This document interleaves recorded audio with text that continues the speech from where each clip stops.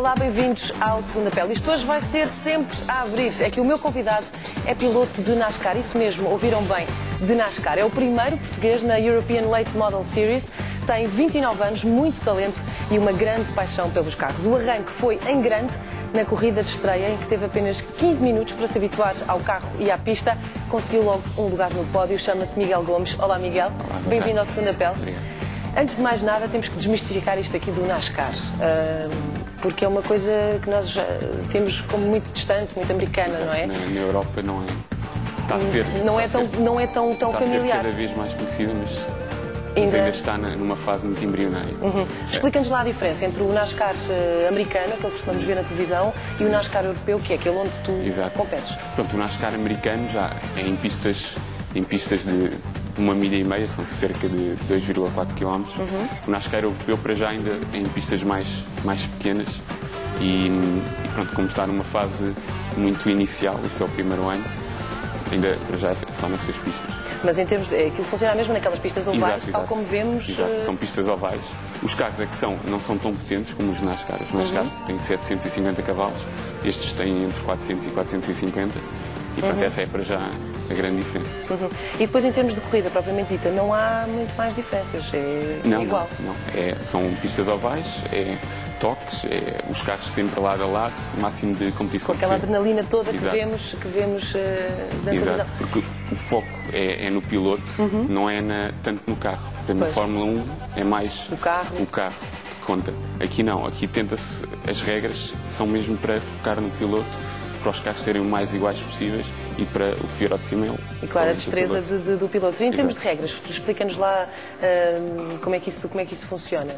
Pronto, na Europa, cada ronda são 3 corridas e quando há algum acidente, há uma bandeira amarela, os carros juntam-se todos outra vez e depois há o recomeço e a corrida basicamente como o NASCAR europeu. A única diferença é que são menos voltas do que as corridas NASCAR americanas. Normalmente na América são 3 horas de corrida, estas são mais corridas tipo sprint.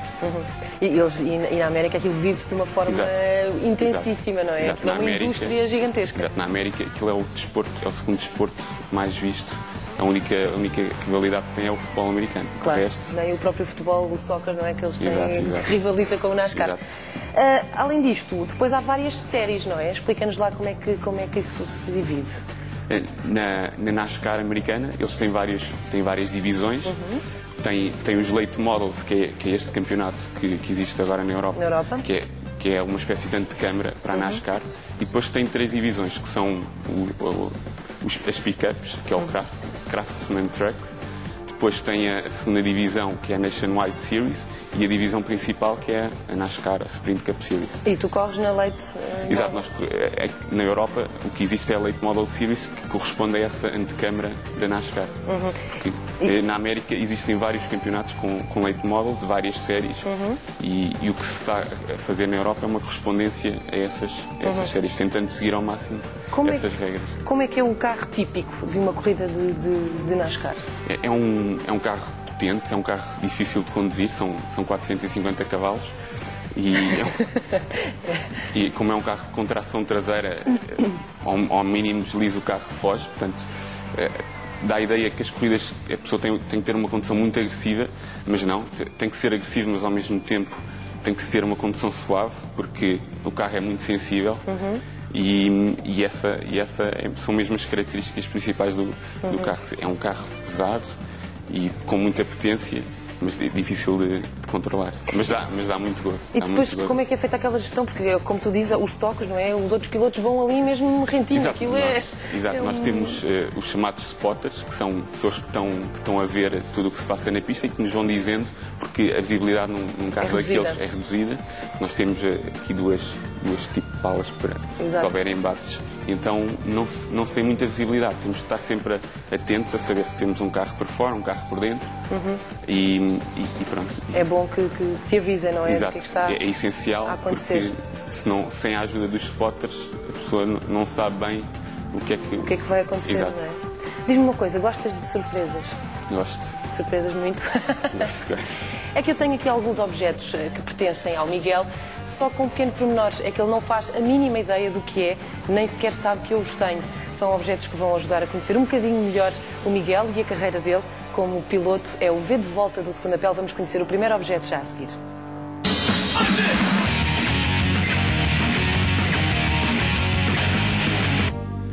E o primeiro objeto que eu aqui tenho vai-nos fazer recuar muitos anos. São, aliás, dois objetos. E o primeiro é este pequeno bib. Lembras-te dele? É teu. Tu eras muito pequenino para caber aqui, mas consta que já nesta altura dizias que querias ser corredor, piloto. Sim, é verdade? Confirmas esta história? Confirmo. De onde é que veio essa vontade logo desde tão pequenino? A culpa é do meu pai, porque ele, desde pequenino, que me começou a meter esse bichinho, porque eu tinha um carro a pedais e então ele adaptou um motor para um Black & Decker, fez um motor para o carro não acelerava nem travava, porque aquilo era um motor, era um Black & Decker, no fundo, e então eu punha aquilo a trabalhar e eu depois ia até bater. Aquele barulho do motor. Portanto, enquanto todas as outras crianças tinham carrinhos normais, tu já te apresentavas com um grande motor. Esse carro seria provavelmente este. Exatamente. Estás surpreendido como é que nós temos estas coisas todas. Ora, portanto, isto é o Miguel, aqui no seu 46. Já desde pequenino. Que idade é que tinhas aqui? Uns 2 anos, 3. Logo, portanto, começaste muito cedinho. À volta disso. E, portanto, o teu pai incutiu-te este gosto pelos carros. Até porque ele também sempre teve uma condição muito agressiva. Muito desportiva. É uma forma simpática. Exato. E como é que... E também foi ele que me levou pela primeira vez a um cartódromo. E eu também foi aos 15 anos, acho que aos 15 anos. E eu também desde aí fiquei sempre com aquele bichinho. Ou seja, foi-te incutido desde muito pequeno. Sempre tiveste... E NASCAR também sempre, desde pequeno, que tive essa paixão. Vi umas corridas quando era pequeno e achei aquilo muito giro. Eu até conseguia fazer isto é andar às voltas. Exato, é fácil, não é? Exato. Era isso que eu te ia perguntar. Tu dizes que viste o NASCAR logo desde pequeno e gostaste muito. Não é muito comum, porque às vezes... poderia ser muito mais fácil que o miúdo ficasse entusiasmado com uma corrida de Fórmula 1 ou com outra coisa, um todo-terreno, sei lá. Mas o NASCAR não é uma coisa... O que me chamou a atenção, na altura, quando eu era pequeno e vi o NASCAR, foi a cor, porque aqueles carros têm...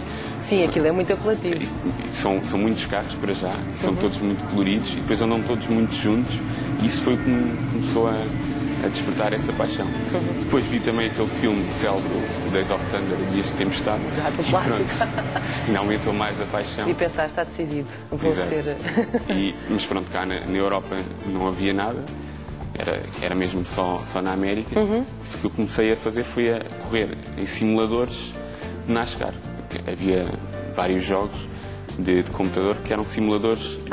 São jogos de computador. Exato, são jogos de computador, mas que são simuladores. Ou seja, são mesmo, tentam reproduzir. E reproduzem, são bastante próximos da realidade. São bastante próximos, inclusivamente há vários pilotos de NASCAR que os divulgam e dizem que usam para treinar. Para treinar. Exato. Inclusivamente eu já ando nestes simuladores desde 2002 e agora estou numa competição em que um piloto da NASCAR participa. Exato. E portanto é a prova de que aquilo são mesmo muito realistas. Pois. Então, e como é que depois tu passas, já percebemos que gostavas, não é? Sim. Fizeste o teu percurso escolar normal e como é que isto foi entrando na tua vida ao ponto de se tornar aquilo que é hoje? Exato, nunca deixei de ter aquele bichinho, nunca encarei isso como algo a fazer profissionalmente. E não pensavas fazer uma coisa só isso, não é? Não, porque era uma das paixões, mas nunca pensei fazer profissionalmente, até porque NASCAR não existia na Europa.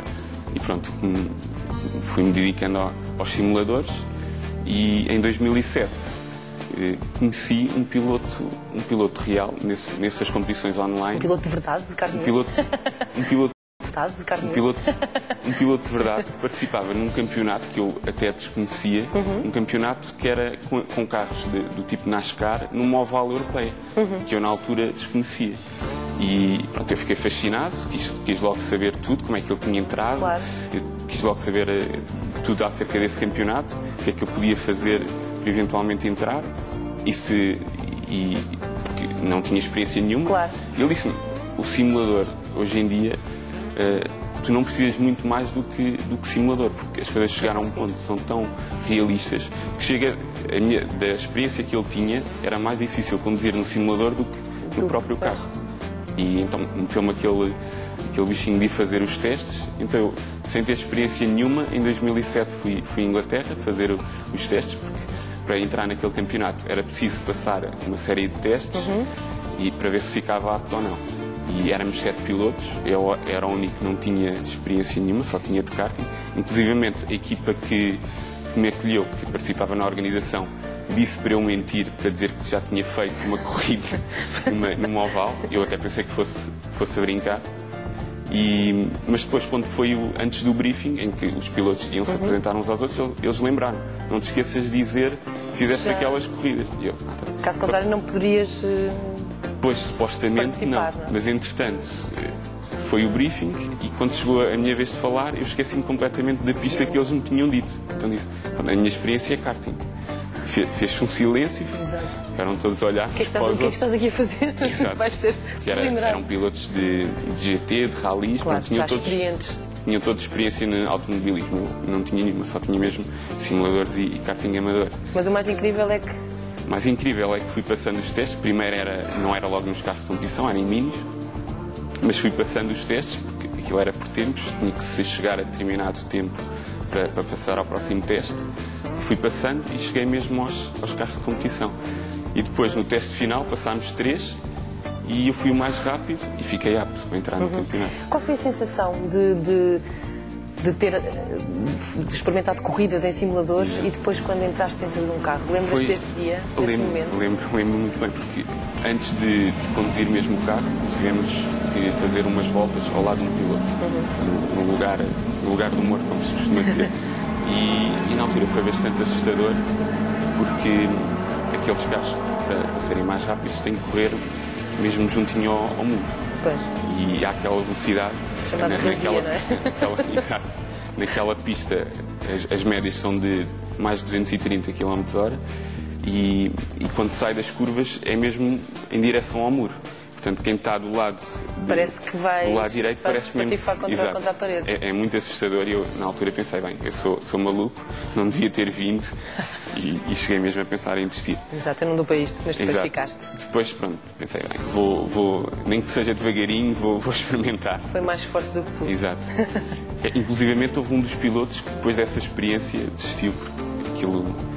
Mexeu-lhe com o sistema.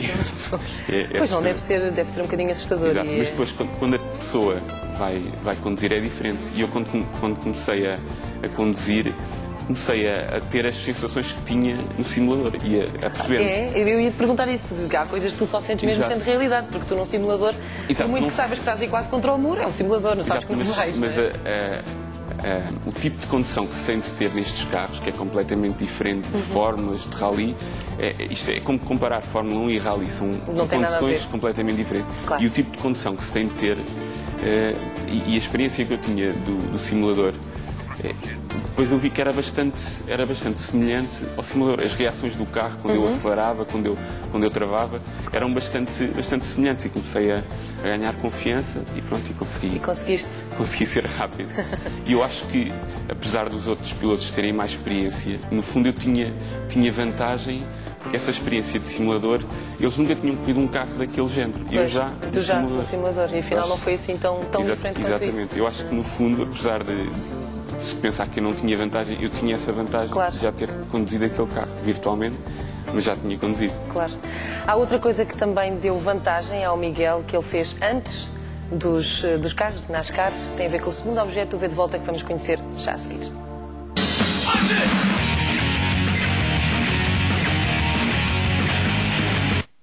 Miguel, V de Volta é o nome, portanto tens que... é teu. Obrigado. Levas de volta.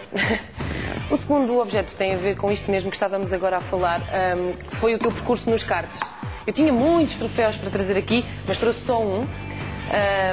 E trouxe este que é do Kartódromo Internacional de Palmela. Trouxe um primeiro lugar, não é? Também entre todos escolhi.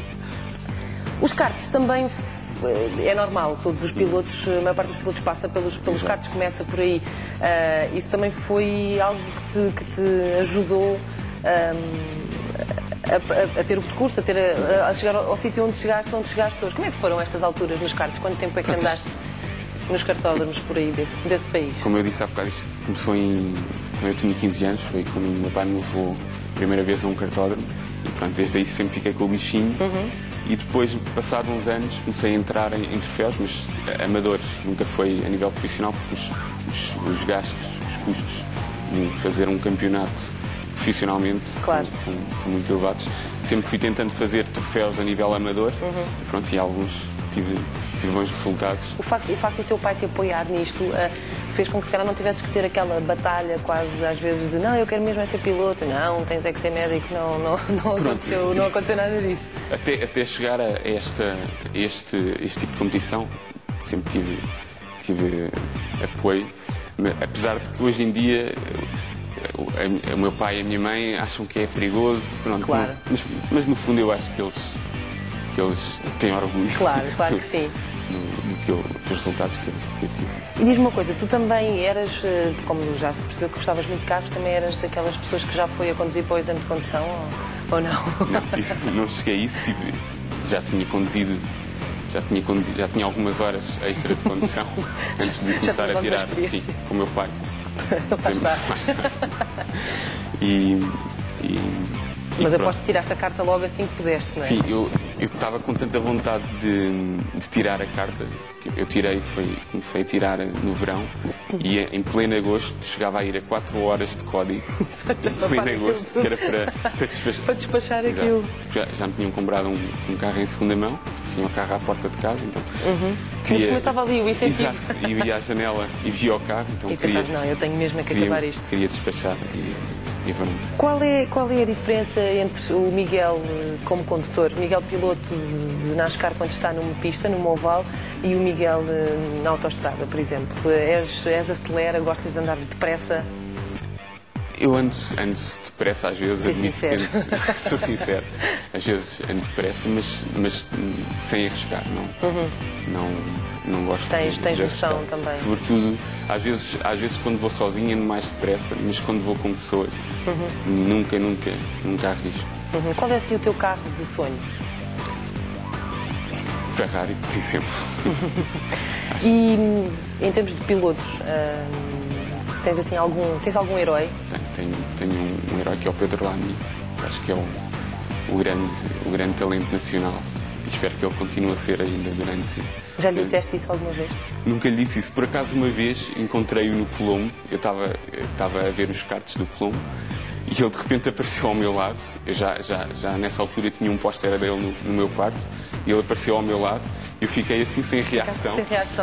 Não lhe falei, queria-lhe pedir um autógrafo, queria-lhe perguntar sobre a carreira dele, uma série de coisas, mas fiquei sem reação. Ficaste bloqueado. Não consegui falar e pronto, e passou a oportunidade. Portanto, aqui fica, Pedro, se estiveres a ver, o Miguel, tens aqui um fã.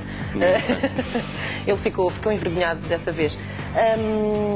Em termos de carros, o teu carro, o carro que tu conduzes, fala-nos do teu carro e do carro que tu gostarias de no futuro poder vir a conduzir em termos de corridas. Em termos de corridas.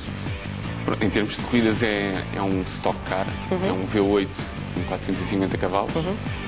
E pronto, esses carros nesta competição eles são mais ou menos todos iguais. É uma estrutura, praticamente são tubos e depois por fora é fibra de vidro. Porque aquilo, o objetivo é que quando acontece alguma coisa, quando há toques, quando os carros... Aquilo ser resistente, claro. Aquilo ser resistente e, por outro lado, ser fácil de manter. Portanto, eu em 2008 tive um percalço, o ano passado, na segunda corrida que fiz, mas basicamente foi só substituir painéis de fibra de vidro, portanto não dei assim muito prejuízo. O que é que te aconteceu? Pronto, eu na primeira corrida tinha ficado em terceiro lugar, fiquei surpreendido, a equipa também ficou surpreendida, e porque eu na primeira corrida nem queria ser muito agressivo, porque não conhecia a pista, só do simulador, que eu tinha estado a treinar um bocadinho, e não queria ser agressivo, mas apesar disso consegui um terceiro lugar, fiquei entusiasmado, Depois na segunda corrida fui mais agressivo, estava a lutar pelo segundo. Agora vou para o segundo ou para o primeiro, quem sabe? Estava a lutar pelo segundo, entusiasmei-me. Depois houve uma altura que o carro perdeu a traseira e depois aqueles carros, quando se levanta o acelerador, se a pessoa levantar de repente o acelerador, perde-se logo a traseira. É uma das coisas que nunca se pode fazer. Dá logo depois. É uma característica do carro, é que não se pode levantar... Era isso que eu te ia perguntar, o que é que nunca se pode fazer quando se está numa pista de NASCAR? Tem que se acelerar e travar, tem que se acelerar com o pé direito e travar com o pé esquerdo, não se pode levantar o pé do acelerador e travar, porque quando se faz isso perde-se logo. Tem que ser sempre ali um equilíbrio entre os dois. Tem que se levantar ligeiramente o pé do acelerador e travar ao mesmo tempo. Tem que se acelerar e travar ao mesmo tempo. E eu, quando perdi a traseira, aquele instinto que levantei o pé do acelerador, o carro fez logo peão, fui pela relva a deslizar e bati numa barreira. Teve alguns estragos, mas nada de especial. Claro. Foi um susto. Pois, imagino. Mas correu tudo bem, felizmente. Sim. Como sempre, eu pedi ao Miguel que filmasse qualquer coisa que ele não gosta assim tanto ou que gostasse de criticar. É o Tirem-me deste filme da Segunda Pele, vamos saber qual é já a seguir.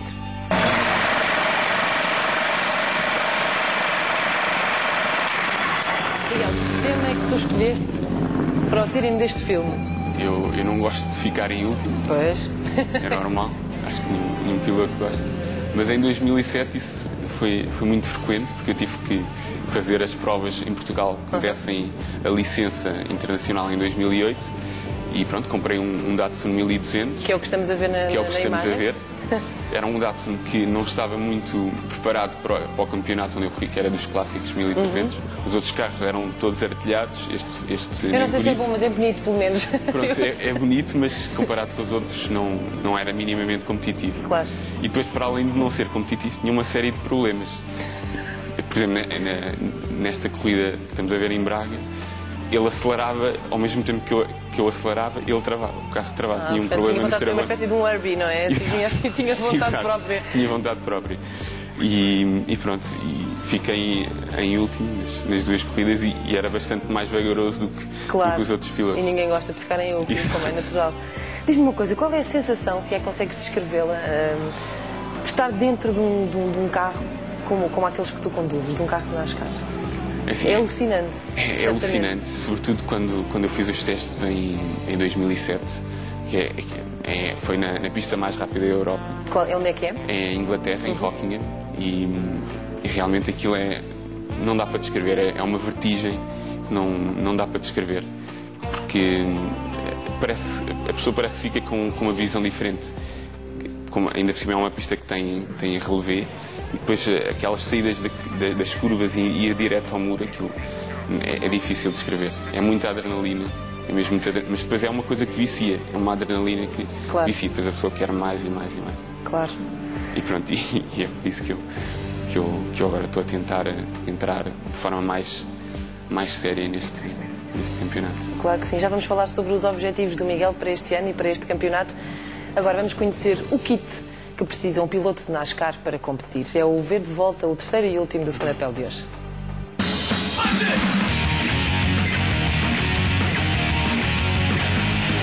Miguel, aí está o teu troféu dos karts. Obrigado. Agora, temos aqui... Estes são vários objetos, agora vai ser aqui uma... Ai, está tudo a cair. Tu fazes uma cara cada vez mais espantada. Isto é o teu fato, é o meu fato, certo? Vamos começar agora aqui a desmistificar aqui estes elementos todos. Espero que ele esteja lavado. Não interessa nada. Isso tem que ter... Corridas são corridas. Isto é pesado. Conta-nos lá, explica-nos, começa lá por explicar isto tudo. Portanto, isto são as cerolas. Exato, convém. Isto é tudo obrigatório, porque é à prova de fogo. Isto são as cerolas. Depois temos a camisola. Depois isto é a camisola interior, também é à prova de fogo. Então vocês morrem de calor aqui dentro, devem perder assim uns quilinhos valentes, não é? Quando no fim de uma corrida. Muito quente mesmo. Uma meia, 2 meias, lá está, faz parte do kit. E depois o carro também é quente por dentro. Pois. Pronto, isto são as meias. Exato. Esta também parte também. Isto tem algum nome específico? Isto tem um nome esquisito, é a balaclava. Balaclava. Balaclava. Estamos sempre a aprender. É a proteção da cabeça. E depois, finalmente, o fato propriamente dito. E o fato, exato. Claro. Que também é pesadão e quente. é chato quando Isto de está facto deve ser calor. muito calor. Depois há aqui uma coisa, tu entretanto já explicaste, que eu estava até agora muito intrigada com aquilo com o que seria, vais ter que me ajudar, seguras desse lado, que é isto, agora já percebi que devem ser as tais palas que tu dizes que vocês usam de lado, será? Não, isso é o... chama-se ANS e é um ANS. ANS. Isso Tens que ser tu que já estás habituado a tirar estas coisas. Isto basicamente é um suporte para o pescoço. Para evitar problemas de coluna, lesões de na pescoço. coluna. E pronto, isto, hoje em dia, em todas as competições, os Portanto, não pilotos... vamos conseguir ver. Não sei se vou Está conseguir. muito bem apertada. Eu não tenho unhas, não sei se consigo também não. tirar isto. Mas... vamos lá ver. E depois temos também, enquanto tu tentas, Portanto, eu tento temos tirar mais isto, não. um par de luvas, que agora só saiu uma, ora bem, esta caixa é uma caixinha de surpresa. As luvas e por último o que é que falta? O capacete. Capacete. Exatamente. Só para ver se estavas atento. E aqui está, o kit completo de um piloto. Diz-me uma coisa, para terminar, estamos mesmo a acabar. Entretanto, pode ser que tu até lá consigas consigo. abrir isso, já conseguimos. Mostra-nos lá então esse objeto, que tanto mistério me estava aqui a causar. Pronto. Agora já faz todo Isto sentido. basicamente Exatamente. põe-se no Põe-se no pescoço, pescoço. depois aperta-se no capacete e evita aqueles esticões quando Claro. há um embate frontal. Exato, é perigoso, pode haver lesões graves. Evita os embates frontais. Depois as tais palas é para evitar os embates De lado. frontais. Objetos, oh meu Deus, objetivos para este ano, para 2009. Pronto, este ano a competição a nível europeu é o ano zero desta competição, porque existia um campeonato britânico e um campeonato belga com este tipo de carros e em ovais, mas não existia nada a nível europeu. Este ano é mesmo... Está tudo a começar. Este ano é que está a começar a chamada NASCAR europeia e foi uma fusão entre estes dois campeonatos, que deu origem a este campeonato europeu.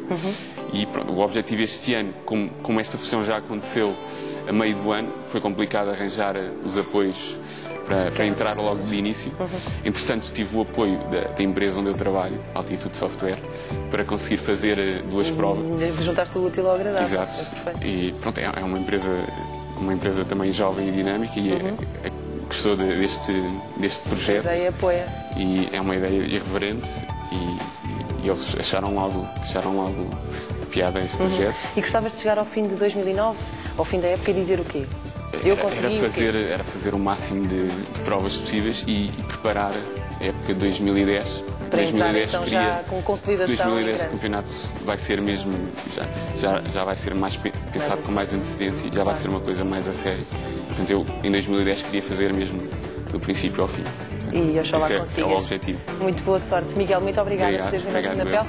Nós já sabes, encontramos daqui a 15 dias para ficar a conhecer a segunda pele de mais um dos teus heróis. Até lá, fica bem.